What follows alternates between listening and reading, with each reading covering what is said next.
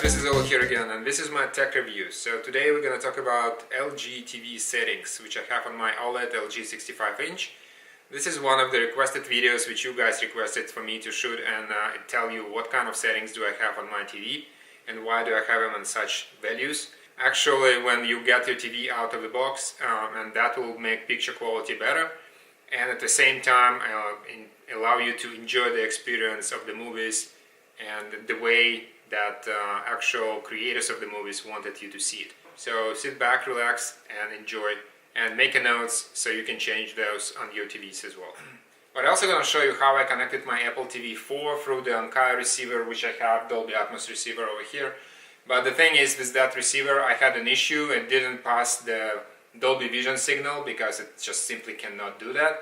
So I found the solution to use a splitter, and I'm going to give you the details of how it is connected, what model of the splitter do I use. So you will be able to replicate that if you need to, so you can enjoy Dolby Atmos from your Apple TV 4K and at the same time send Dolby Vision signal to your TV so you can enjoy it on your TV as well.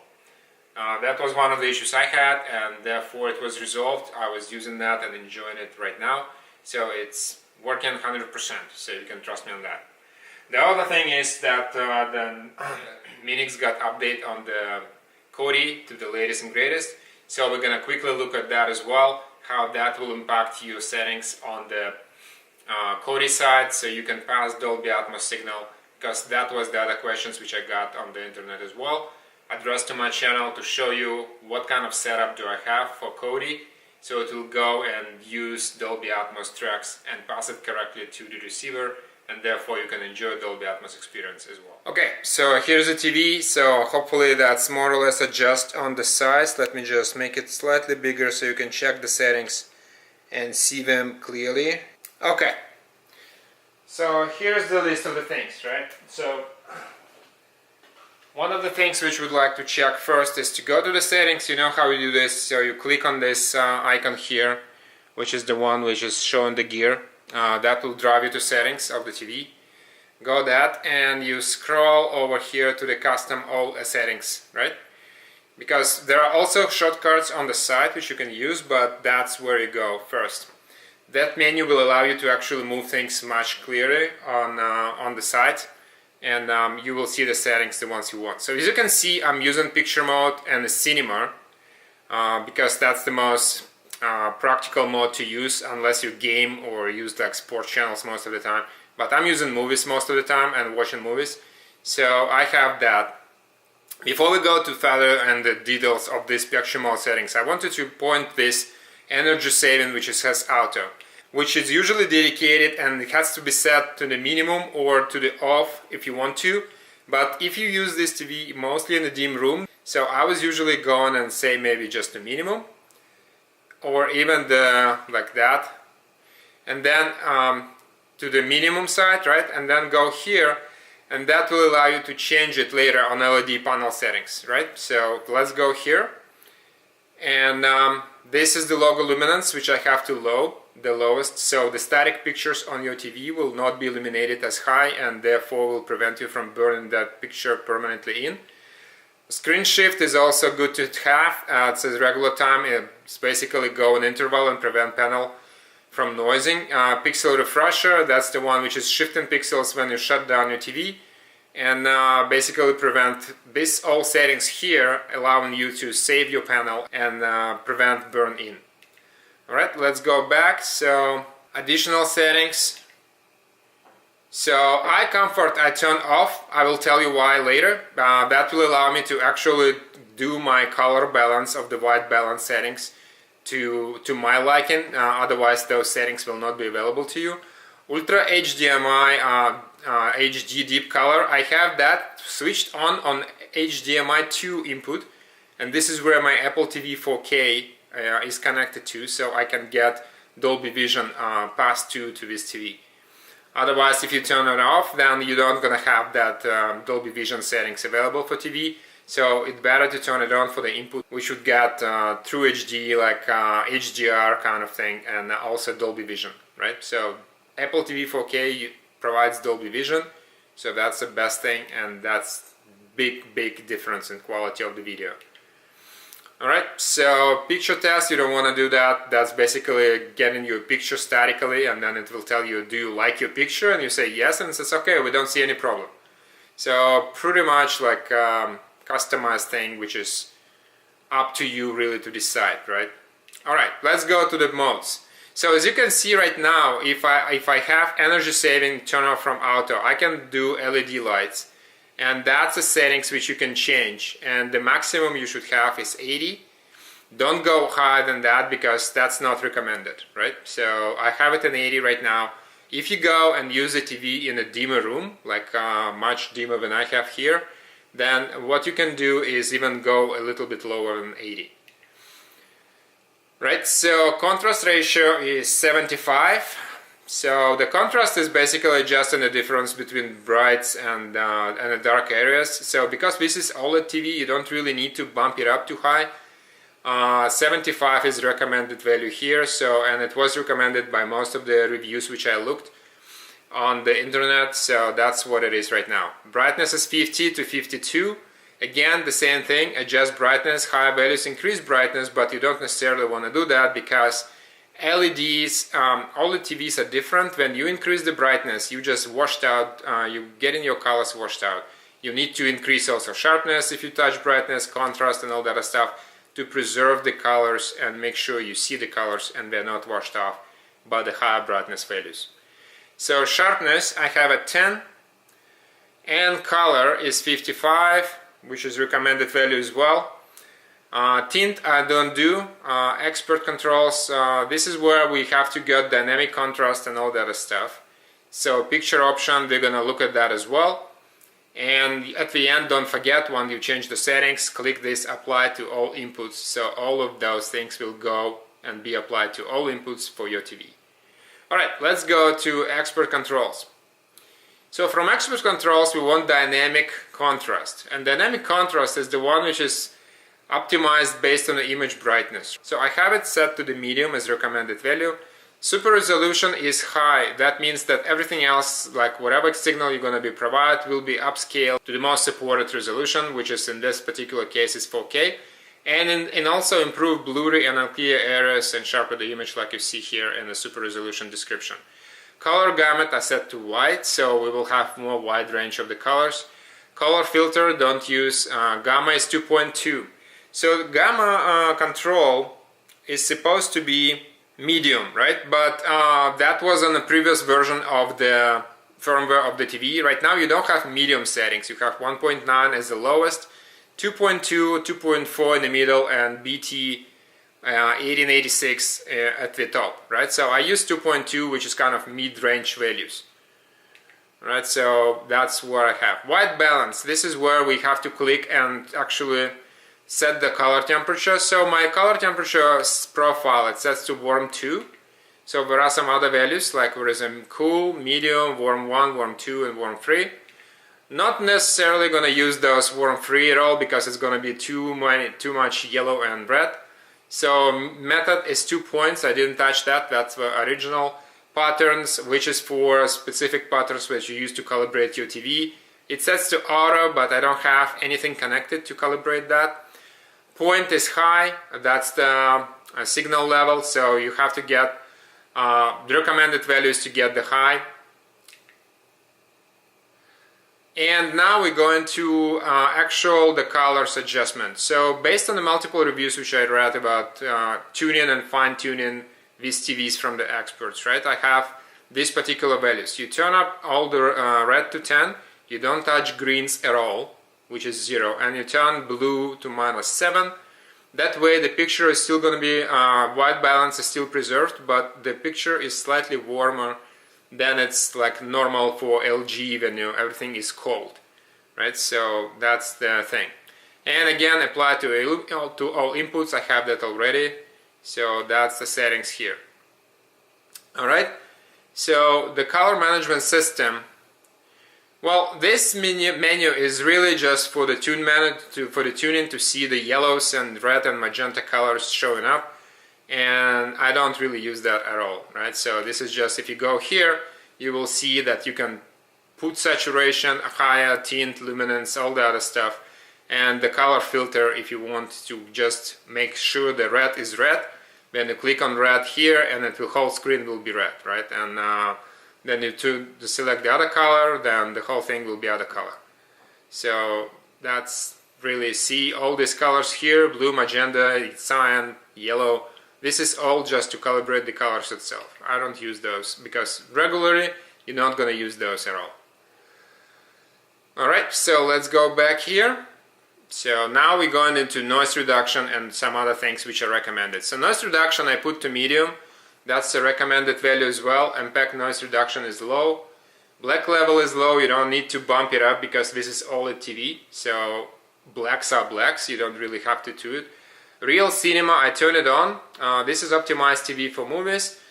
Motion eye care, I turn on. So that's adjust brightness to prevent glare. Well, there is a more description on that, but most importantly I have turned off True Motion. That's basically the ones when you go and TV is looking like the TVs when you shoot in Hollywood and some other studios, right? They shoot on 24 frames per second most of the time, and then you turn it on, then it's increasing the frame rate and the picture will become too crisp, right, and unnaturally looking.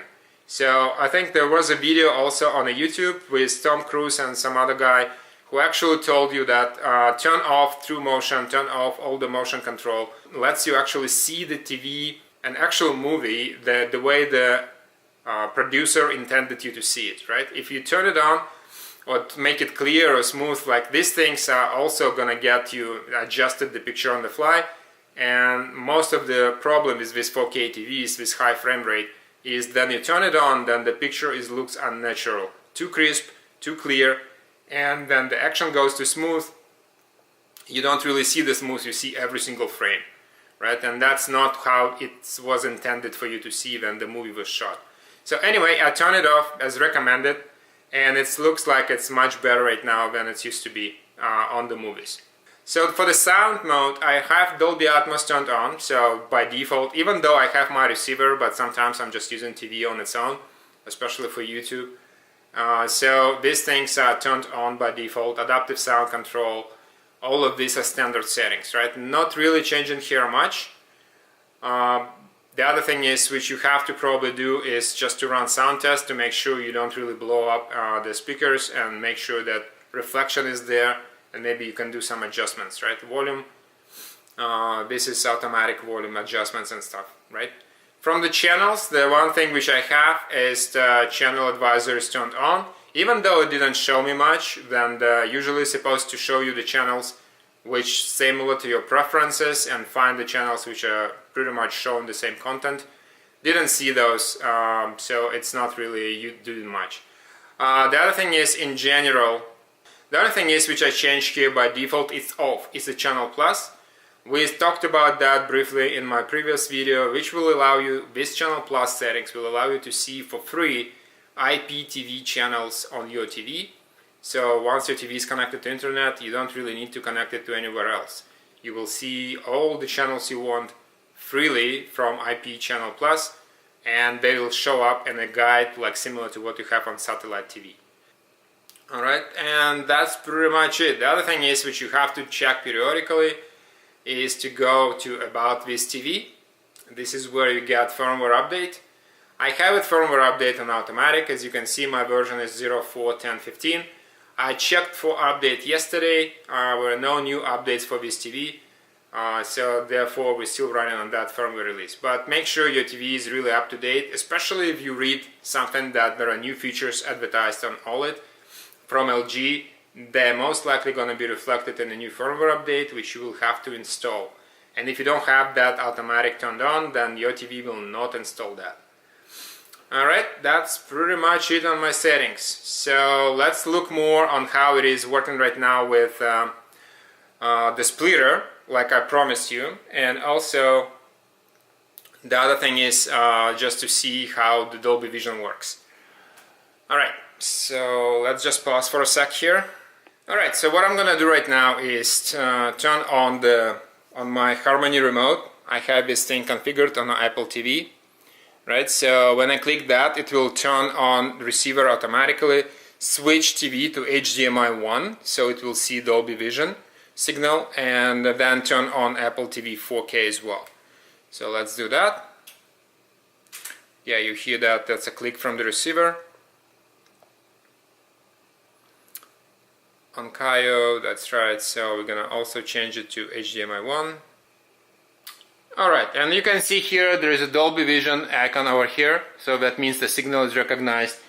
And the surround and receiver is now showing Dolby Surround, but if you click on the videos which would have 4K, like from Netflix for example, then you would be able to see and hear the Dolby Atmos soundtrack. So let's get that going. And you will hear that it's moving up to Dolby Atmos as well. And you see here on the top corner it shows Dolby Vision, Dolby Atmos, and my receiver is actually switched to Dolby Atmos already, right? So let's make it louder.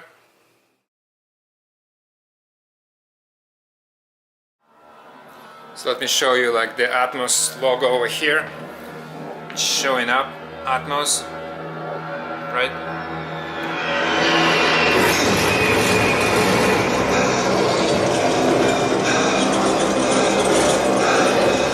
The beginning of the movie. Let's just pause that.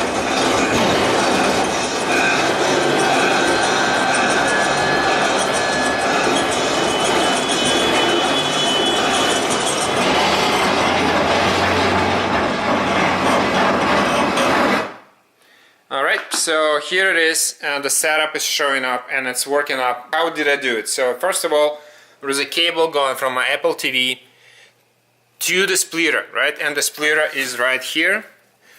That's the little guy over here, and I'm gonna put the link in the description down below to exactly where to find it on Amazon. It's getting some also its own power, but it's not really draining too much.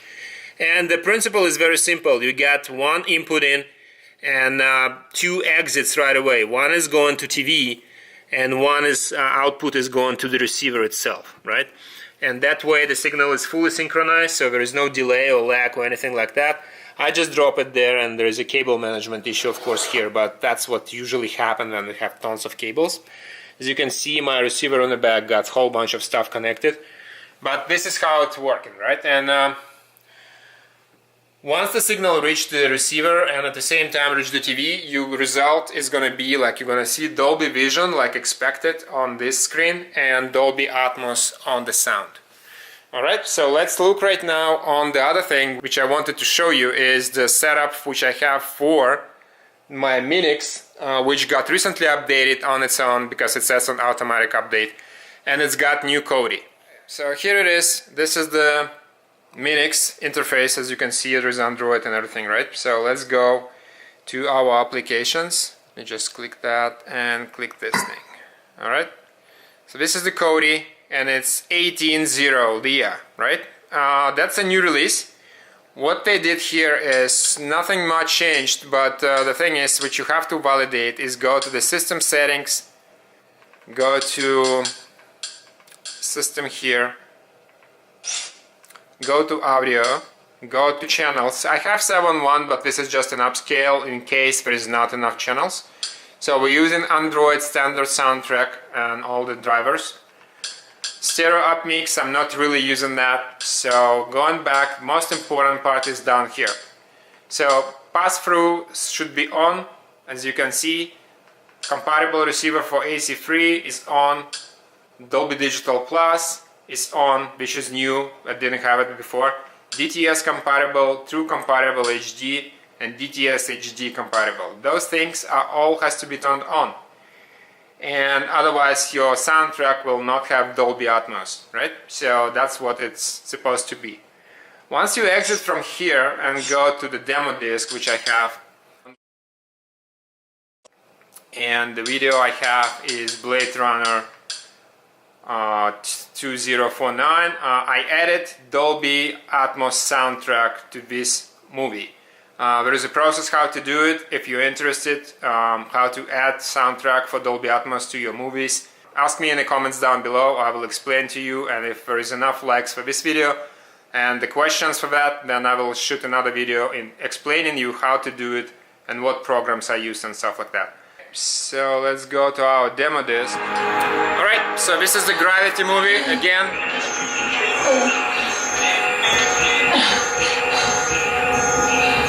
It shows Dolby through HD.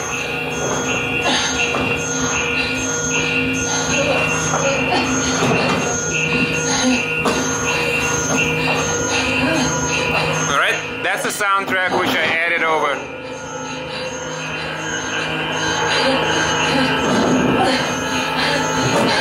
So that's a quick overview of the things here. The setup which I had from the hardware perspective is not changing much. Like, even though the Kodi got updated and the whole Android stuff got updated, and it didn't change much from the perspective how it's playing the True HD and how it's playing the Dolby Atmos soundtrack.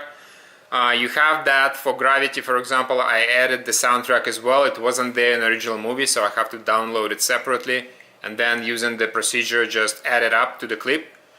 And once it's got it in, it's much more immersive to watch the movie once it is with Dolby Atmos. So if you have an option to do so and you find the soundtrack with Dolby Atmos, then just go ahead, update it, and you will enjoy a movie on the new level, because that sound is amazing, right?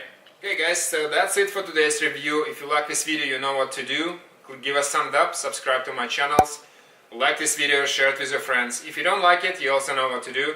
But I hope I answered most of the questions which were in the descriptions on the previous videos, asking for the details on how to set up the TV, how to tune it in on the picture quality, and what kind of settings do I use on my TV to preserve its life and also enjoy the videos and picture quality to the maximum.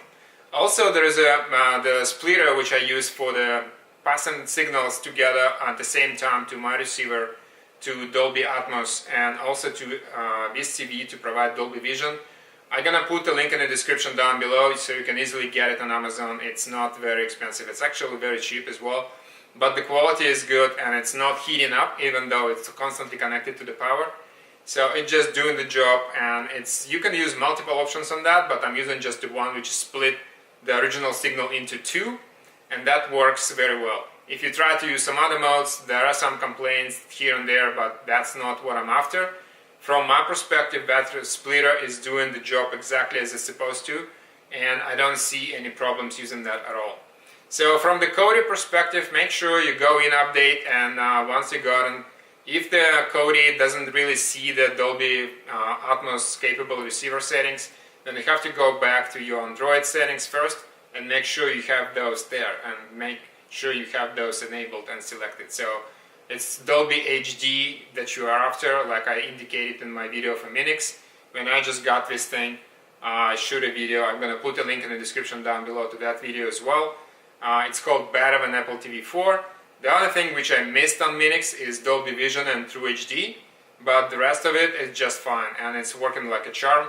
I was watching these movies which are not available in the Dolby Atmos before. Right now on Apple TV you can get pretty much everything on Dolby Atmos as well, but it wasn't the case up till recently, so I had to go and do these tricks to add soundtracks to my movies so I can enjoy them again and again. Right, anyway, that's it for today's review. Until next time, I'll see you later. Peace.